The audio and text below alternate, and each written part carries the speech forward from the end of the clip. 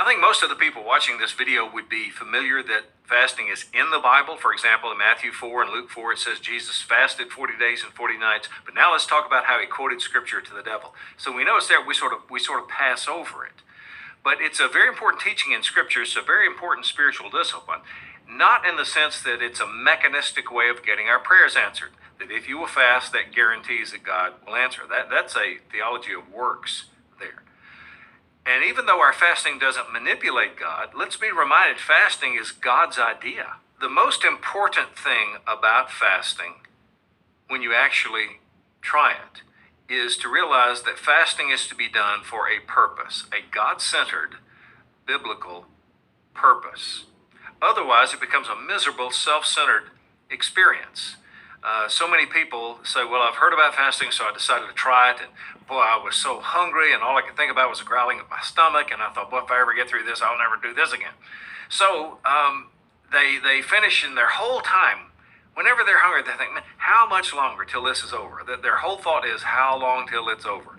That's just works. That's just legalism. That's just endurance and self-inflicted suffering in hopes that God will be impressed by my self-inflicted suffering. That's not what fasting is about. The most important thing about fasting is to practice fasting for a God-centered biblical purpose. In my book, Spiritual Disciplines for the Christian Life, I summarize 10 purposes found in Scripture for fasting, but most of them have to do in one way or another with prayer, to strengthen prayer. John Piper speaks of fasting as an intensifier. Here's how it should work for the motive to be right. When your stomach growls, when your head aches, and you say, man, I'm hungry, your next thought's going to be, oh, that's right, I'm hungry because I'm fasting today. If your next thought is, and how much longer till it's over, wrong motive. It's going to be just a bad experience. But your next thought should be, oh, and I'm fasting for this biblical purpose. So, for example, let's say you're fasting for the purpose of praying for your spouse or for the salvation of your child. And throughout the day, your stomach aches and growls, your head hurts, and you think, oh man, I'm really hungry. Oh, that's right, I'm hungry because I'm fasting today. Oh, that's right, I'm fasting for the purpose of praying for my wife, for my child. So what do you do all day long? You're praying. So actually, you want to feel hunger. Your hunger serves you. Your hunger serves your higher purpose, which is to pray all day for your spouse or for your child.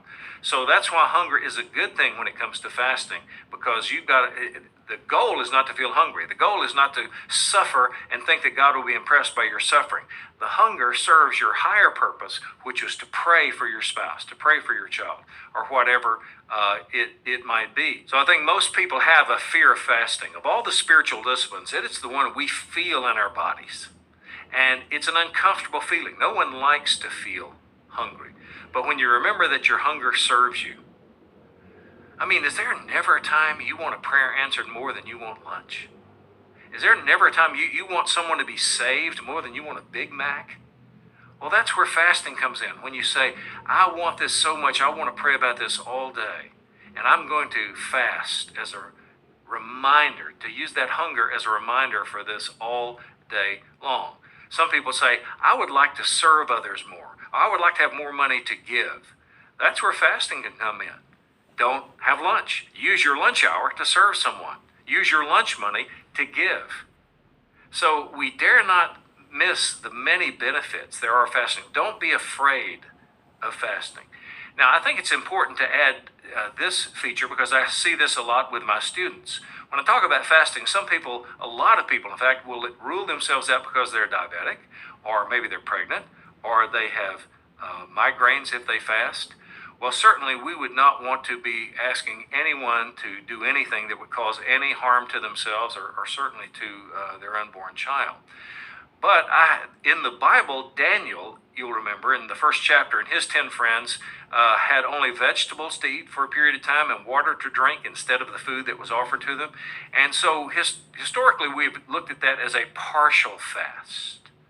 So I found that in almost every case where a person wants to fast, but they have some physical limitation, by means of a partial fast, they can participate. And traditionally, this has been one of two ways. If they need balanced nutrition, they have a balanced meal, but much smaller portions. Or maybe they just have one simple food, like just rice, just bread. And the point is to get the minimal nutritional intake to keep them from having physical problems. But yet they still feel a lack of full satisfaction. They still feel a little hungry, or they have something that prompts them physically still to pray. So I think where there's a will, there's a way. Our flesh wants to excuse all of us. We don't enjoy hunger, so we say, well, I can't fast for this reason, or I can't fast for that reason. Well, we wouldn't want to ask anyone to fast in such a way that would cause them any physical harm whatsoever.